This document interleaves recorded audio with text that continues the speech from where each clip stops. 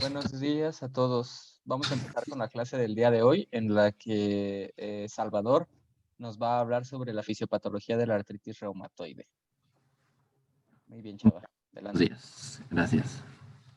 Entonces, esta va a ser la revisión, justo que como dice Pablo, de la fisiopatología solamente. Pero bueno, no es un tema pequeño, ¿no? Y empezaría con pues obviamente hablando de la heredabilidad y factores genéticos que contribuyen, al desarrollo o a la predisposición, más que nada, estimando que el 40-65% es la heredabilidad para la seropositiva, mientras que un 20% para la seronegativa. Y es que se han caracterizado más de 100 LOSI asociados con el riesgo de artritis reumatoide. Vemos en este esquema cómo hay tanto genéticos HLA como no HLA, que aquí pongo en el cuadrito, pongo mi cursor, en el cuadrito rojo, como el HLA-DR4, ¿no? El más frecuentemente encontrado es, ahora sí que el más sensible, ¿no? Junto con CTLA4 y CD28, mucho menos frecuentes, pero el principal, o el más específico, el HLA-DR1, ¿no? Entonces este conjunto, que ya sabemos el conjunto de genes, en el brazo corto, el cromosoma 6, encargados para la codificación de glucoproteínas, para la presentación de antígenos, este HLA, siendo el más específico, y el HLA-DR4, el más frecuente, pero obviamente va a depender de las etnias, ya que, si no mal recuerdo, el de HLA-DR40401, me parece que caucásico, 0405 ¿en dónde? En chino, en japoneses. Entonces, bueno, va a depender de la etnia, pero estos son los más frecuentemente descritos. O bien, los genéticos no HLA, donde resalta el PADI4, que este PADI4 se encarga de la modificación de la posttraduccional de la arginina a citrulina, o así como otros LOSI que contribuyen con efectos funcionales menores, por ejemplo, con vías coestimuladoras, en el caso de CD28, CD40, señalización de citocinas, o bien alterando el umbral de activación de receptor de linfocitos T, como es el caso del PTPN22, que este es inhibidor del mismo PADI4 y que entonces contribuiría para las dos vías, pero sobre todo el umbral de activación en la activación inmune innata, y que entonces junto con estos factores de traducción, STAT4, TRAF, TYK2, y bueno, en fin, estos que lo que hacen es que sus polimorfismos hacen que se presenten. Obviamente no es lo único, ¿no? Una cosa es la predisposición genética con estos polimorfismos, pero otra cosa es la epigenética, y que es justamente cómo contribuye a la patogenia al integrar factores ambientales y genéticos. Y es que se han identificado 10 posiciones metiladas, por lo menos, 9 en el complejo mayor de histocompatibilidad, 1 fuera del mismo, pero en el mismo cromosoma 6, que podrían promover el riesgo genético en la artritis reumatoide. La secuencia de factores que proponen justo es esta, ¿no? A partir de una predisposición genética o un gen, viene la modificación a diferencia de estos otros dos modelos. Se cortó un poco el audio, entonces empezabas a explicar que a partir de esta estructura, ajá, ahí sí continúas, ajá, ahí. ¿Okay? Bien, entonces se propone esta secuencia de factores, justo la que pongo aquí, que a partir de factores genéticos, predisposición genética o polimorfismos, lo que ya hablamos, junto con una metilación o una modificación postproduccional, ya sea metilación o acetilación, ahorita vemos cuáles, y lleva a una autoinmunidad, ¿no? A diferencia de estas que a partir de predisposición genética lleva autoinmunidad directamente y después a modificación posttraduccional, pues no tiene sentido, y esta relación independiente. Entonces, esta es la secuencia de factores que se proponen. Y es que la acetilación de histonas y la metilación del ADN alteradas pueden regular la biología de la enfermedad, y además se han identificado muchos microARNs como reguladores clave de linfocitos, de macrófagos y fibroblastos sinoviales. Estos son los ejemplos de algunos. Y por ejemplo, la metilación se ha visto que tanto baja como alta contribuye los genes candidatos para la hipometilación, desde IL6, el estaquimiosinas XL12, de frina D1, mientras que el HLA-DRB3, EBF2 e IRX1, que son factores, me parece, de transcripción, tienen un mayor número de locus metilados o loci metilados.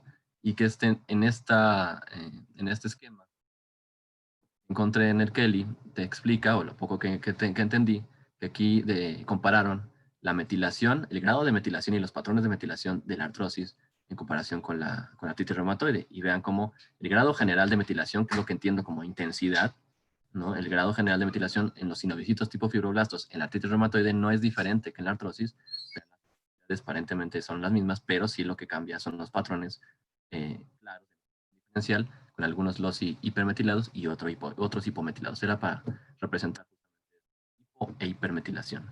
Pero entonces, si juntamos la susceptibilidad genética más factores ambientales, en este caso resaltaría yo el tabaquismo, la porfiromonas o esta microbiota gingival, ¿no? Pues sí, en cavidad oral, en donde, o periodontal más bien, que entonces estos dos factores aumentan la citrulinación, ¿no? La presencia como tal aumenta la citrulinación de proteínas, ya sabemos cuáles son proteínas, la fibronectina, otras que ya no me acuerdo, pero, o la presencia de proteus mirabilis, E. coli, virus Epstein-Barr, el mismo, me parece que el 19, o el mismo otros retrovirus, ¿no? El microbioma intestinal se ha visto, ¿no? Si no mal recuerdan, la bacteria y otras microbiota, otra parte de la microbiota intestinal se ha visto con mayor frecuencia su presencia en pacientes con AR, y que bien el tratamiento con farmes, como tal, disminuye la cantidad de las mismas, patógenos infecciosos en mucosa bronquial. Todos estos factores ambientales contribuirían a un paciente con predisposición genética, más las modificaciones epigenéticas que ya hablé, junto con otras modificaciones posttraduccionales, donde lo que les decía, la metilación, la acetilación, pero obviamente la más importante, la citrulinación, ¿no? Modificación o sustitución de arginina por citrulina, o la carbomilación o sustitución de lisina por homocitrulina. Entonces, estos tipos de modificaciones posttraduccionales, unas en mayor o menor medida, van a poner un escenario, más bien un campo fértil, justamente para la y el desarrollo de la autoinmunidad, por lo menos en la AR. Y es que la estimulación repetitiva en mucosas del sistema inmune innato nos va a llevar justamente a esta pérdida de la tolerancia. Y en un principio, obviamente, a la formación de anticuerpos, tanto como antipéptidos citrulinados, que estos por sí solos van a ser patógenos. Y es que una cosa es que, decía el Kelly, que en muchas de las personas, si no es, realmente le decía, la mayoría de las personas tenemos o presentamos cierto grado de citrulinación o cierto grado de estas modificaciones posttraduccionales, pero obviamente son autorreguladas. En los pacientes justamente con artritis reumatoide no hay esta autorregulación o esta autolimitación, y que entonces anticuerpos antipéptidos citrulinados son por sí solos patógenos. Entonces, por un lado, van a estimular a macrófagos, y estos mismos van a ser presentados, para su desarrollo, para la formación de anticuerpos antipéptidos citrulinados y el mismo factor reumatoide, pues obviamente necesitamos que las células presentadoras de antígenos pues se los presenten justamente a los linfocitos B en los órganos linfóides secundarios. Porque entonces ya sería este escenario justamente el preclínico o el preinflamatorio, donde en los órganos linfóides secundarios y en la misma sinovia, bueno, en el tejido sinovial, van a ver esta presentación persistente de antígenos por parte de las dendríticas, pero no solo eso. Una vez que se presentan los antígenos, obviamente se forman los anticuerpos a partir de las células plasmáticas, y que entonces van a formar complejos inmunes solubles que se forman en la circulación y encuentran su camino hacia la membrana sinovial. Allí fijan complementos, reclutan células inmunes, y su unión en los epitopos citrulinados en la membrana sinovial y el cartílago puede activar directamente los osteoclastos, ¿no? Llevando una constante migración al órgano secundario, sinovial, ¿no? De aquí para allá, para la presentación y persistencia, ¿no? De formación de anticuerpos. Entonces, en otro esquema, lo mismo, pero más bonito, aquí vemos como la célula presentora de antígeno, con su complejo MHC, lo que ya sabemos, del receptor de célula T, se lo presenta en la célula T, hay diferenciación, que ahorita vamos a ver de diferenciación, y que entonces, pues obviamente se activan las células T, se activan las células B, son las células plasmáticas, se forman autoanticuerpos, estas mismas migran, esto ya sea que ocurra en linfocitos secundarios a través de la linfática o en el mismo tejido sinovial. Y ya en el tejido sinovial, pues a partir de cada célula, obviamente produce citocinas, sus metaloproteinasas, en el caso de los sinoviocitos tipo fibroblasto, que al final sabemos y vemos en diferentes textos cómo le dan importancia en al second hit o el segundo golpe necesario para el desarrollo de la autoinmunidad, y después la destrucción del cartílago, la destrucción del hueso, etcétera, lo que ya sabemos en cuanto al resultado, ¿no? Pero tenemos que considerar que hay dos células muy importantes, y justamente alta la importancia del sinoviocito tipo fibroblasto como principal actor la formación, más bien en la expresión y formación del panus, la actividad del mismo panus, pero obviamente los sinovicitos tipo macrófagos que van a estimular justo esto. 1 y el L6 y TNF-alfa en su mayoría, pero estos sinovicitos tipo fibroblastos presentes en el panus pues van a producir metalproteinasas, todas estas, para la degradación del cartílago y pues destrucción de la ¿no? A partir de la formación de anticuerpos, viene la estimulación a partir de las citocinas proinflamatorias que ahorita recordamos, la estimulación del osteoclasto para la absorción ósea, la formación del panus, ¿no? Y la degradación del cartílago por parte de los sinovicitos fibroblastos y la formación, perdón, la degradación del cartílago y una mala formación del cartílago a partir de la estimulación del condrocito. Pero entonces, es todo hasta aquí. Nos llevamos realmente hablando de la inmunidad celular, ¿no? El papel de cada célula involucrada. Pero aquí entonces resalto el papel de las citocinas, porque justamente es la división que, que hacen en los textos una vez que terminan de hablar de inmunidad celular, pues obviamente se pasan a las citocinas, y que primero se pensaba que solamente la inmunidad celular, ¿no? A partir de una diferenciación, si vamos a este esquema, son justamente los 4 caminos que hemos visto con Pablo, en cuanto a la diferenciación a partir de una célula virgen, o CD4, ya sea la Th1, la Th2, ¿no? La Th17 o la Th reguladora. Entonces, en un principio se pensaba que solamente la Th1 era la responsable, pero pues se ha visto justamente que la Th17 realmente representa un gran papel en la Th17, que junto con la disregulación de las células T reguladoras también, obviamente, no hay esta alteración en cuanto a la supresión de la autoinmunidad. Pues juntas estas tres nos desarrollarían, obviamente sin dejar de lado la inmunidad humoral, que ya pues serían los responsables de la iniciación y perpetuación de la inmunidad en la artritis reumatoide. Si bien no está claro, o bueno, sí está claro, pero no se atreven, por lo menos en los textos que leí, a decir cuál es más importante, si TH1 o TH17, pero lo que sí tienen bien claro es justamente esta disregulación, ¿no? Y esta falta de equilibrio entre las proinflamatorias, citocinas proinflamatorias, ya así, si aquí se dan cuenta, están tanto TH1 como TH17, las citocinas, como las inflamatorias, perdón, las antiinflamatorias. Entonces esta disregulación o esta pérdida del equilibrio pues nos va a dar justamente el desequilibrio y la autoinmunidad. Aquí vemos como en este esquemita presentan las citocinas producidas por algunas de estas células, desde el monocito, macrófago, dendrítica, células TH2 o las células T reguladoras, que justamente estas citocinas son las antiinflamatorias, nos va a dar estos efectos, disminución de la metaloproteinasas, de las mismas citocinas proinflamatorias, de quimiosinas, de los mismos RANG ligando en cuanto al al mismo macrófago, o la diferenciación de TH17, o sea, disminuyen todas estas citocinas antiinflamatorias, pero pues van a ser insuficientes, ¿no?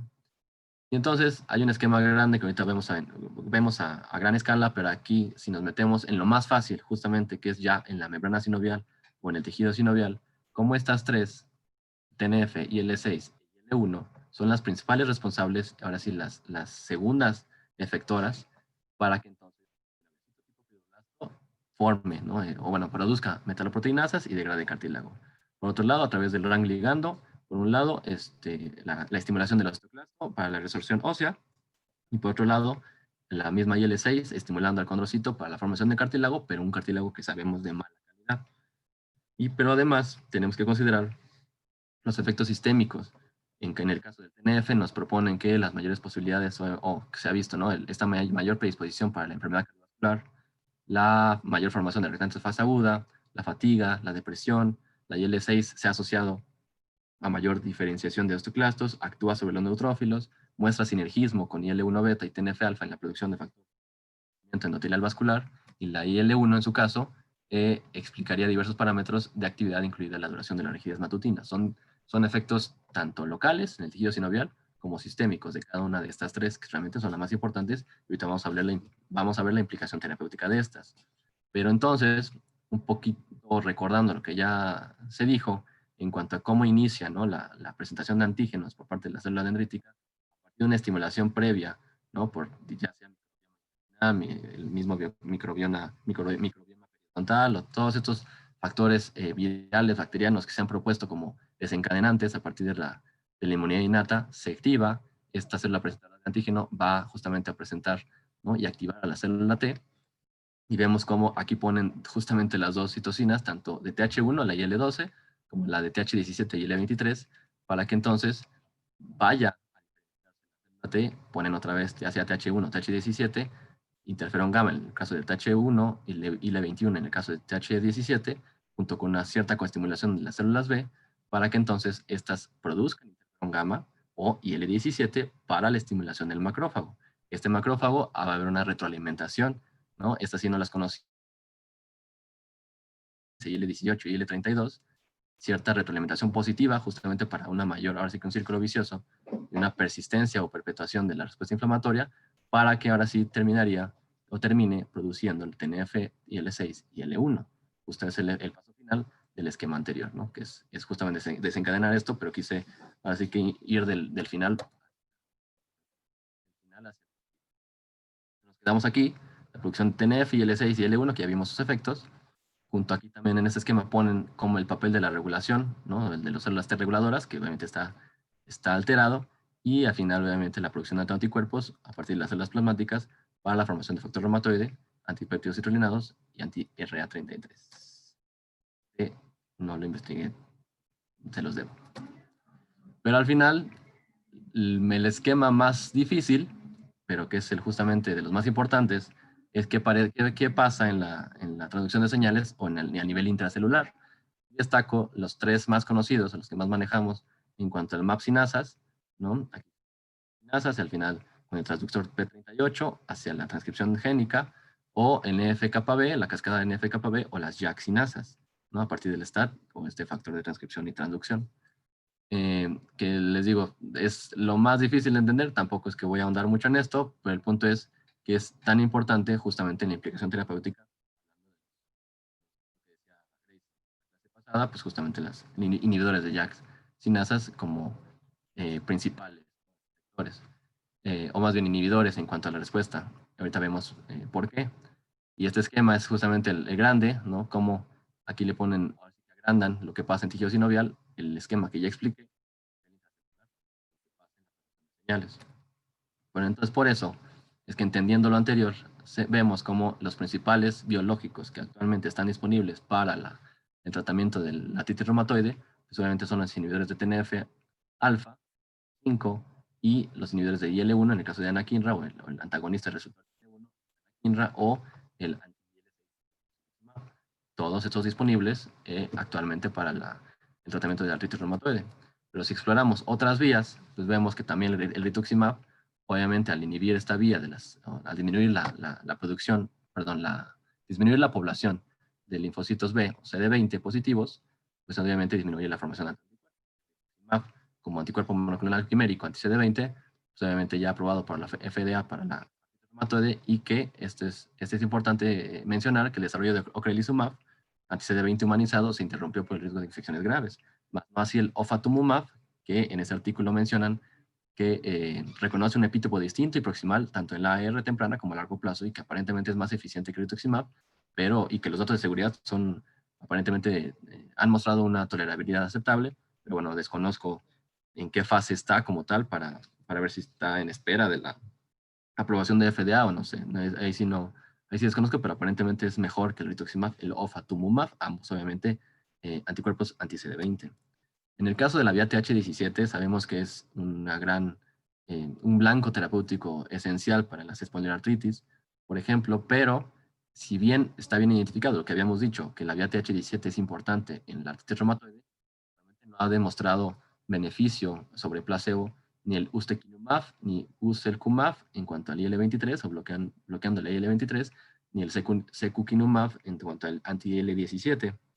Ambos no mostraron beneficio bueno, más bien sobre el placebo, y que bien, si la eficacia está establecida, lo que les decía en psoriasis, artritis psoriásica, la espondiloartritis, pues no se ha visto. Anti-IL-17 que tampoco ha visto eficacia clínica. Por lo tanto, la inhibición de IL-17 puede ser relevante en la artritis reumatoide, pero la eficacia menor. Este me pareció interesante, justamente en este esquema proponen que al inhibir el factor estimulante de colonias de granulocitos pudiera tener pues un papel justamente en esta respuesta TH17. En este caso sería el mavrilimumab y namilumab, ambos inhibidores o anticuerpos monoclonales que se unen competitivamente al factor de crecimiento de granulocitos o colonias de granulocitos, pero que ambos están en fase 2 y ensayos en fase 2 en curso, ensayos de fase 2 en 12 semanas y que bueno, todavía están en veremos, pero aparentemente hay una buena respuesta terapéutica en la artritis reumatoide.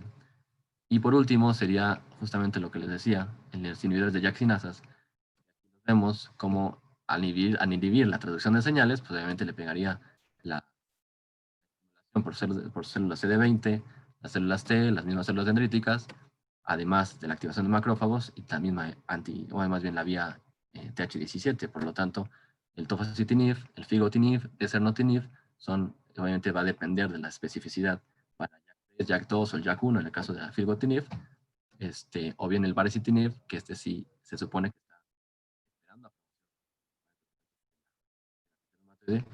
ahí sí desconozco cuál, o si ya hace, el artículo es 2017, no he visto las guías en cuanto a que pero bueno, esto justamente es la vía que más prometería potencialmente, porque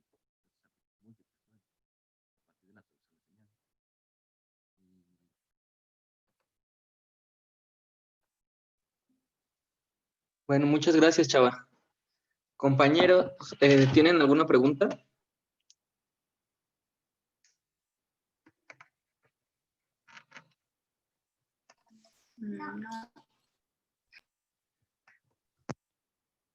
¿No? ¿Ninguna pregunta?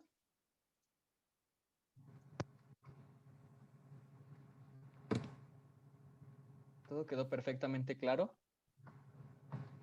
obviamente, doctor. Obviamente, ¿verdad? Bueno, pues muy bien.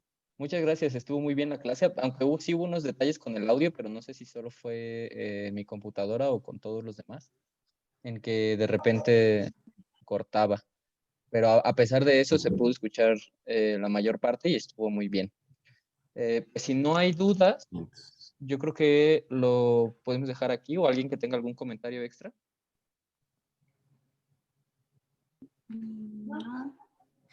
¿No? Vale. Oye, Chava, ¿y qué encontraste, por ejemplo, de cómo, cuál de los elementos participa principalmente en el riesgo para enfermedad cardiovascular? El TNF, El TNF y la IL-6, ¿no? Son las L6, que, ajá. son las que principalmente se asocian con ellas. Y estaría bien, bueno, eso ya a lo mejor ya no me toca a mí en fisiopatología, pero que más adelante ustedes hicieran alguna revisión de cuáles son los biológicos que detienen la progresión radiográfica y la progresión estructural en AR, ¿no? Porque no todos lo logran y algunos lo logran de forma diferente. Como estaba diciendo Chava, lo más nuevo son los inhibidores de JAK-STAT, bueno, las moléculas pequeñas, inhibidoras de la vía de JAK-STAT, pero ¿cuál creen ustedes que sea la diferencia de inhibir JAK contra inhibir las monoclonales, contra los anticuerpos anticitocinas? Yo creo, que no prenden el micrófono, que principalmente sería en seguridad, ¿no? Que como bien decía Salvador, al inhibir a JAK-STAT no solamente inhibes una de las vías de la citocina, sino varias al mismo tiempo. Entonces, a pesar de que algunas han mostrado mejor respuesta al tratamiento, la seguridad sigue siendo un tema importante que tienen que tomar en cuenta cuando se usan los inhibidores de JAK, ¿no? Ok, Bueno, gracias. pues si ya no hay más comentarios, pues muchísimas gracias a todos. Ahora acabamos temprano, son las 8:30. Entonces nos vemos. ¿Cuándo es la próxima clase, Adriana?